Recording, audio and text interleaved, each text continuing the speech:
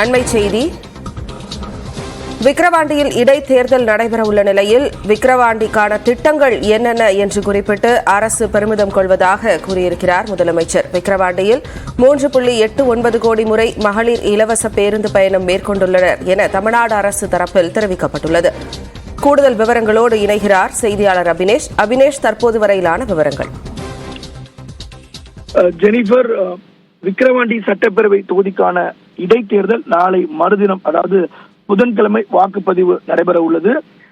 இன்று மாலையோடு அந்த தொகுதியில் பிரச்சாரம் ஓய்வு பெறக்கூடிய நிலையில முதலமைச்சர் மு.க.ஸ்டாலின் கடந்த 3 ஆண்டுகளில் விக்கிரவாண்டி சட்டப்பேரவை தொகுதியில நிறைவேற்றப்பட்டிருக்கூடிய திட்டங்கள் குறித்து ஒரு அறிக்கையாக வெளியிட்டிருக்கிறார்.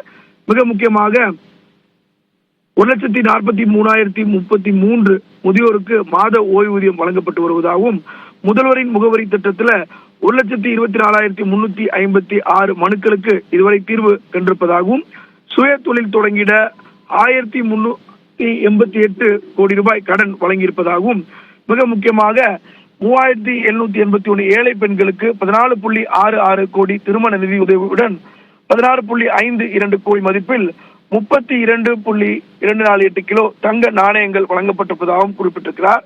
புதுமை பெண் திட்டத்தின் மூலமாக 9,488 மாணவிகளுக்கு மாதந்தோறும் 1000 ரூபாயும், கலைஞர் மகளிர் உரிமை தொகை 3,49,257 குடும்ப தலைவர்களுக்கு மாதம் 1000 ரூபாய் வழங்கப்பட்டு வருவதாகவும் அவர் பெருமிதம் தெரிவித்திருக்கிறார். அந்த விக்கிரவாண்டி சட்டப்பேரவை தொகுதியை பொறுத்தவரை பல்வேறு வகையில அரசினுடைய அனைத்து திட்டங்களையும் உள்ளடக்கி கடந்த 3 ஆண்டுகளில் அந்த தொகுதி வளர்ச்சி அடைந்திருப்பதையும் அவர் குறிப்பிட்டு மேலோங்கி காட்டிருக்கிறார்.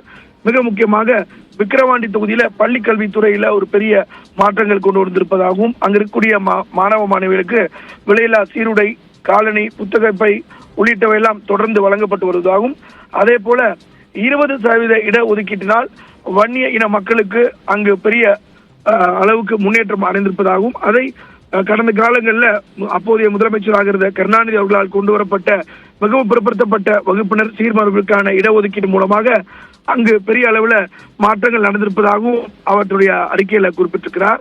மேலும் அங்கு மறைந்த முதலமைச்சர்கள் அண்ணாதுரை, கருணாநிதி ஆகியோருடைய அமைச்சரவையில வேளாண் துறை அமைச்சராக இருந்த கோவிந்தசாமி அவர்களுக்கு விழுப்புரம் மாவட்டம் வழுதாப்பட்டி கிராமத்துல அவருடைய திருவுருவ சிலையுடன் கூடிய அரங்கம் ஒன்றையும் 4 கோடி ரூபாய் மதிப்பீட்டில் அமைத்திட அதற்கான பணிகளும் நடைபெற்று வருவதாகவும் முதலமைச்சர் மு.க.ஸ்டாலின் பெருமிதம் தெரிவித்திருக்கிறார்.